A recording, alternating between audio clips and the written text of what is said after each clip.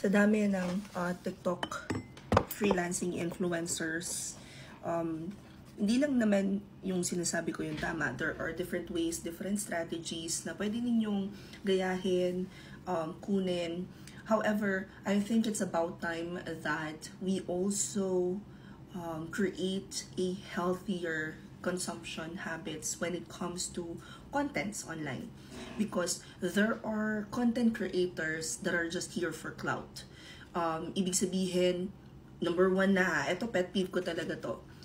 May tinuro ako sa TikTok last year, kokopyahin nila yon, gagawin nilang content, and hindi man lang nila ako bibigyan ng credits. And I know for a fact na ginaya nila sa akin yon because yung strategy na yon, the way that I do it, the way that I explained it to my videos, ginaya nila step by step, and hindi siya available online. Hindi mo siya makikita sa YouTube, hindi siya, kasi yung strategy na yun, that specific strategy is a strategy that we used with my clients, discovery call, yung pagpirma ng kontrata. Napakaraming content creators na hindi marunong ng ethical copying, tumatawid sila dun sa borderline na mali.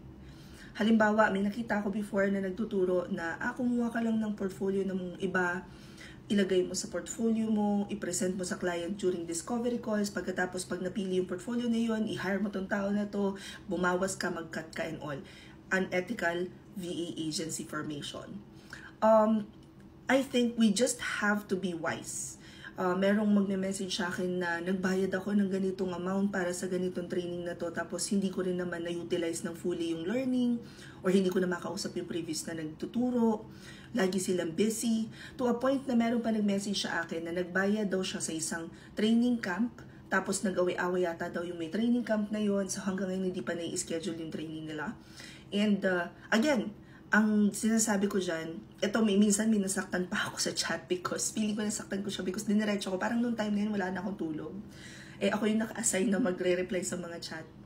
Ang reply ko talaga sa kanya is, alam mo, walang maloloko kung hindi ka nagpaloko. Kasi when we see things na parang madali, sasabihin kami na magpo-provide ng lahat, bibigyan ka namin ng kliyente after training, tas naniwala ka, ikaw rin yun partly kasalanan mo din because naniwala ka na may ganon.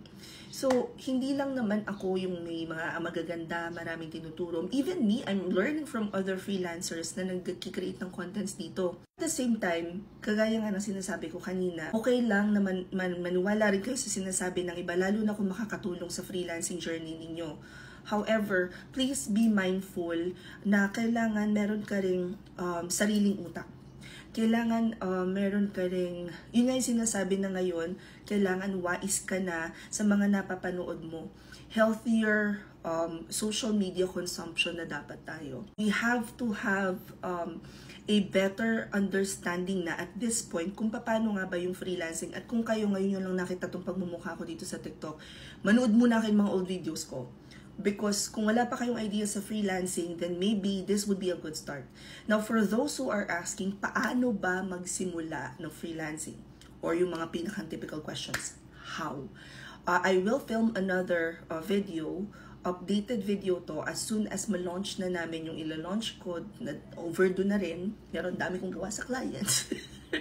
But as soon as ma-launch yun, you guys will have one place to go to na libre. Meron ding areas doon na magiging paid, but that's siguro mga 1 month pa. But maraming libre doon. So lahat ng libreng chismis nandun na. May isang area na kayo na pwedeng puntahan para matuto. As a Filipino na gustong mag-shift to freelancing, saan ako magsisimula? Yun yung answer na yun. Kung gusto nyong matag doon sa video pag ilo-launch ko na, mag-comment na lang kayo dyan. Anyway, sana makatulong to. Comment any questions you guys have about working from home, follow from, or work from home. Chismis, bye!